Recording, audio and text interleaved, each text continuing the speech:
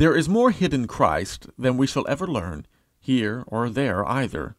But they that begin first to inquire will soonest be gladdened with revelation, and with them he will be best pleased, for the slowness of his disciples troubled him of old. To say that we must wait for the other world to know the mind of him who came to this world to give himself to us, seems to me the foolishness of a worldly and lazy spirit. The Son of God is the teacher of men, giving to them of his Spirit, that Spirit which manifests the deep things of God, being to a man the mind of Christ. The great heresy of the church of the present day is unbelief in this Spirit. The mass of the church does not believe that the Spirit has a revelation for every man individually, a revelation as different from the revelation of the Bible, as the food in the moment of passing into living brain and nerve differs from the bread and meat. If we were once filled with the mind of Christ, we should know that the Bible had done its work, was fulfilled, and had for us passed away, that thereby the word of our God might abide forever.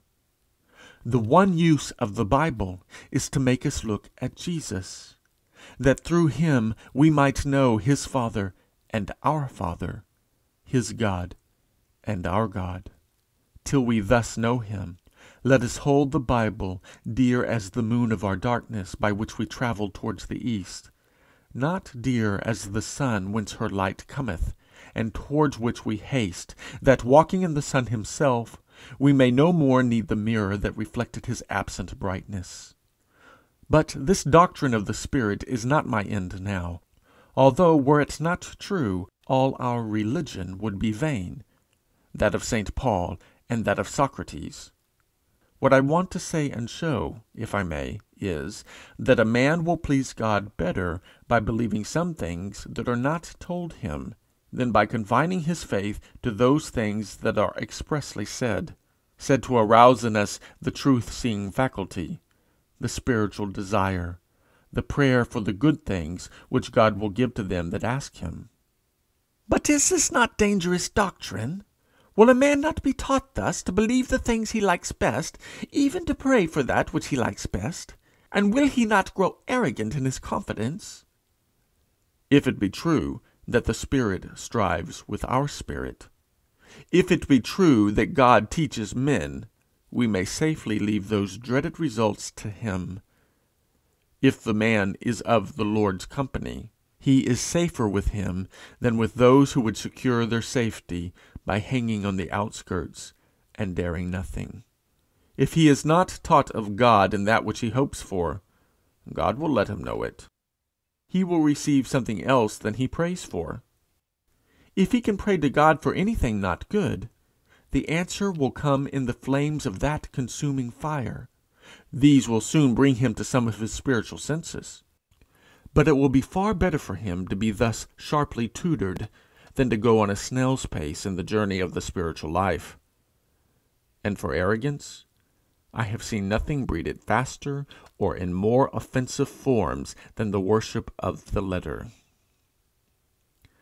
And to whom shall a man, whom the blessed God has made, look for what he likes best, but to that blessed God?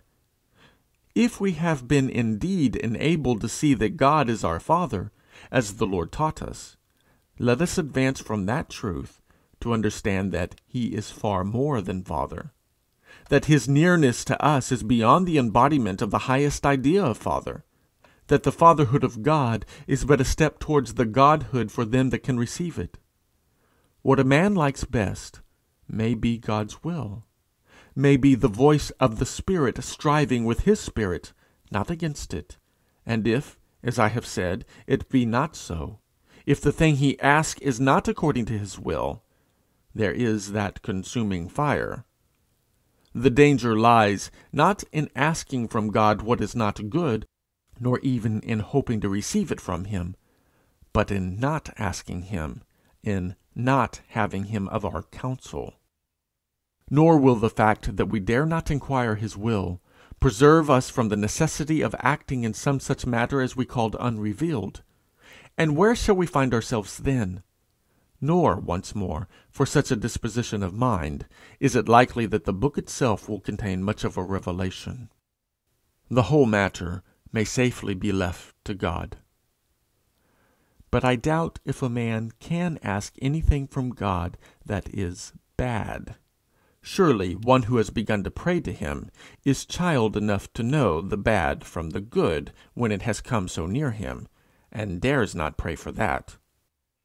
If you refer me to David praying such fearful prayers against his enemies, I answer, you must read them by your knowledge of the man himself and his history. Remember that this is he who, with the burning heart of an Eastern, yet, when his greatest enemy was given into his hands, instead of taking the vengeance of an Eastern, contented himself with cutting off the skirt of his garment. It was justice and right that he craved in his soul, although his prayers took a wild form of words. God heard him and gave him what contented him. In a good man, at least, revenge is, as Lord Bacon says, a kind of wild justice, and is easily satisfied. The heart's desire upon such a one's enemies is best met and granted when the hate is changed into love and compassion.